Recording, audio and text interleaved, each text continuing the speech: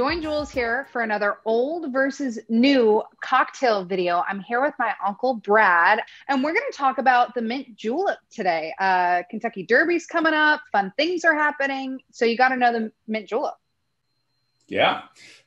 Mint Julep. That is the drink that cements its spring to me, because I don't start drinking them until I start thinking about them, which is really around Kentucky Derby time. And it's just everything that I love about spring. And it's a wonderful cocktail throughout the summer as well, because it's a really good, refreshing drink. You're going to make the classic Mint Julep. I'm going to do an interesting take on the Mint Julep bit, but I want to talk about the classic first. We have to know the classic first before we can play with it. So let's hear it. Let's hear about the Mint Julep classic. Cool. Well, I have to tell you, the Mint Julep is kind of like the old fashioned in that they just seem to vary a little bit from bar to bar. So I have experimented a lot myself with the Mint Julep and landed on the recipe. And, you know, I stay true to the way it was intended to be made.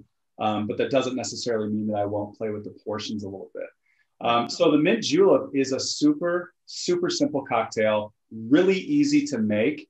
And you've got bourbon that's involved here. You've got your simple syrup that's involved. You've got mint, obviously, fresh mint is key. And you've got crushed ice. And those are the four things that you use. As far as equipment goes, I will tell you that a lot of people will, and maybe some people who have made mint juleps before will think, oh, you have to muddle it. I don't like using a muddler because it actually can ruin the mints if you muddle too hard. Yes. Did you not know that? Well, throw this away. No, I always know. Yeah. So I didn't know this either, but if you've ever noticed how mint can taste bitter, if you muddle mint too hard and it gets like those black creases in it, it actually expresses bitter flavors out of the leaf. And so what you do instead is you just roll it around in your hands to get the leaves kind of activated a little bit. And that starts to, like, the aromas start to come out and the mint doesn't get bruised and the oils don't come out in this bruised fashion. And it really, really imparts, I think, a much better and actually a fuller flavor to the drink. And we're going to use, in fact, I'll do it right now. We're going to use 5, 6, maybe 7 mint leaves.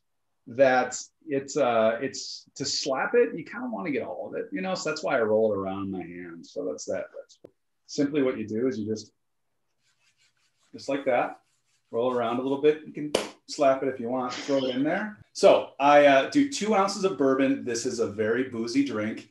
And I love this drink so much because the booziness of it really balances out nicely with the mint and the simple syrup. In fact, mint is something that settles your stomach. And so the mint and the booziness play really well together, which is also probably why I can goon about 100 of these things in an hour and not know it until I feel a little wobbly on my feet. So yeah. Next, we're going to do our simple syrup. And for simple syrup, I use 1.5 ounces. I'm going to pour that in there, okay? And then I'm just going to take my crushed ice. And the reason, here's the other thing too, is if you're going to make a proper mint julep, you want to use a silver cup or a pewter cup. I'm using this glass so you can kind of see how it's made. And then I'm going to go over the cup. So here we go. We've got the crushed ice here I'm putting in. I'm going to take my bar spoon and I'm just going to swirl this around a bit. And I'm going to pull the mint up through the cocktail.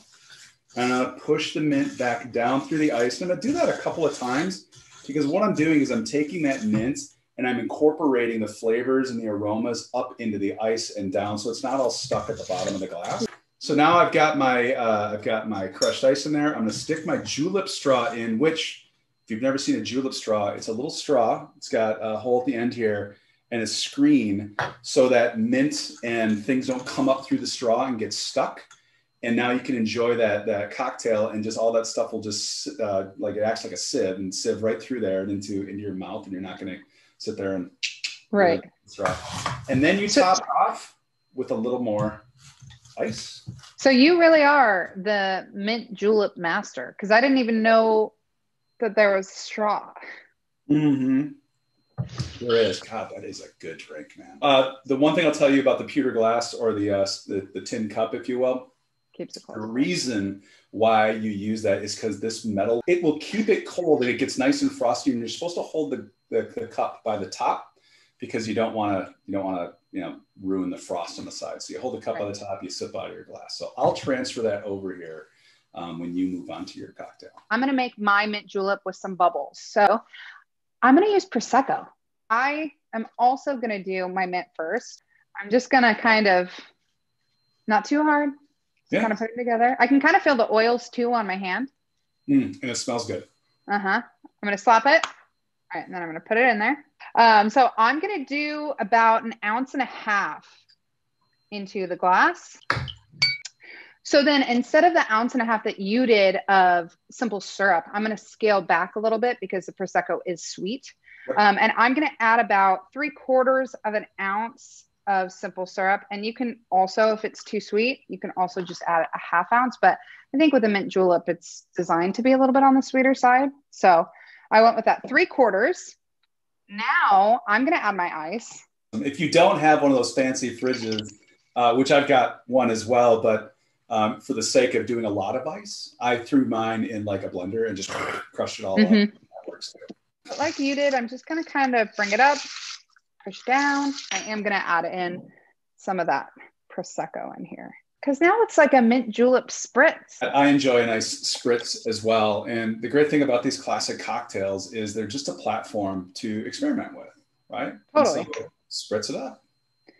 And then, of course, fresh mint on top. So now you have a little spritzer.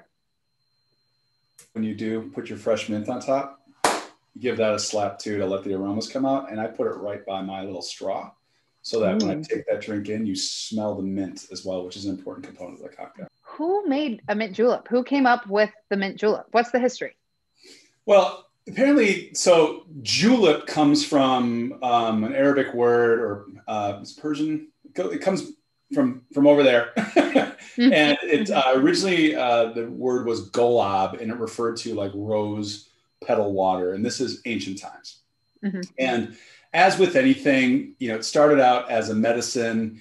And so the first recording of a mint julep dates back to 1784. But then, it showed up, I think, right around 1803, the first, kind of book, it showed up there, and it was talking about how the mint julep was, started in Virginia and they made it with rum. And then as it made its way over to Kentucky and Tennessee, rum wasn't as, inexpensive. I think of the shipping industry. Well, as people got further away from the coast and got more inland, and, whiskey made its way, which originally we know it started in Ireland. They settled in America. Whiskey starts coming down the Tennessee River Valley and into Kentucky. Well, you start getting access to booze that you don't have to ship, and it becomes cheaper. And so it transitioned into a bourbon drink or a whiskey drink. And originally, before they were aging whiskey in barrels, it was called White Dog, which is essentially it's whiskey before it goes into a barrel. It was made with White Dog. And then it started sitting in barrels in Kentucky. And then 1938 rolls around, and the Kentucky Derby is like, this is our official drink here.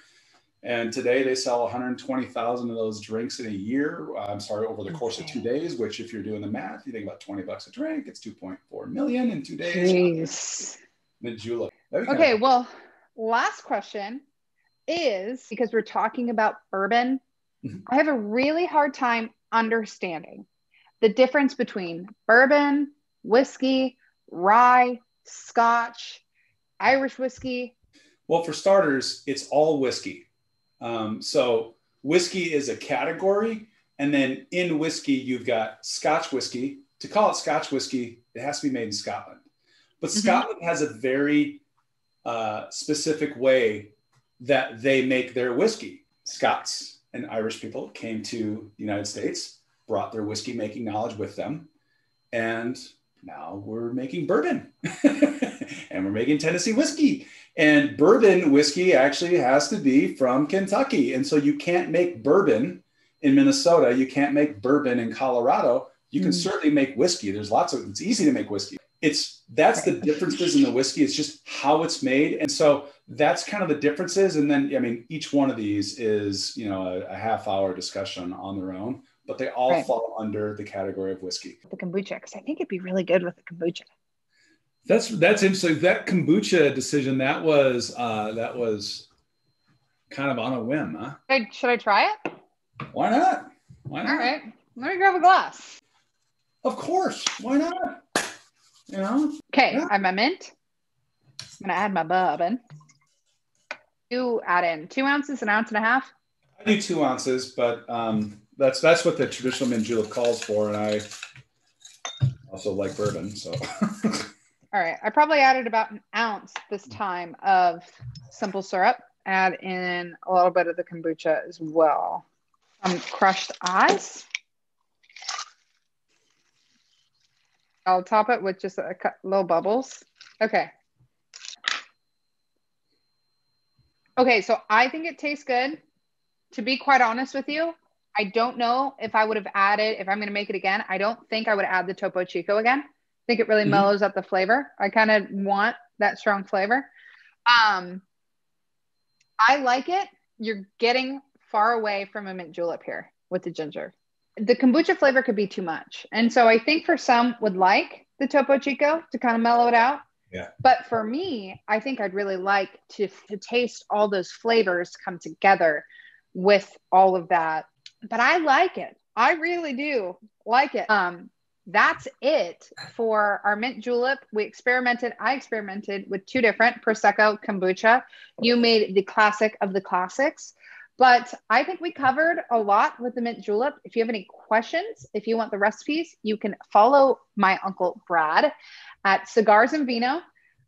You know me, Join Jules. Online, it's join_Jules. You can visit the website, joiningjules.com, and make sure to subscribe, do all the things, because we have so many more cocktail recipes that we need and will get to. So to everyone watching this and to everyone who makes a mint julep at home, cheers. Cheers, Brad. Cheers.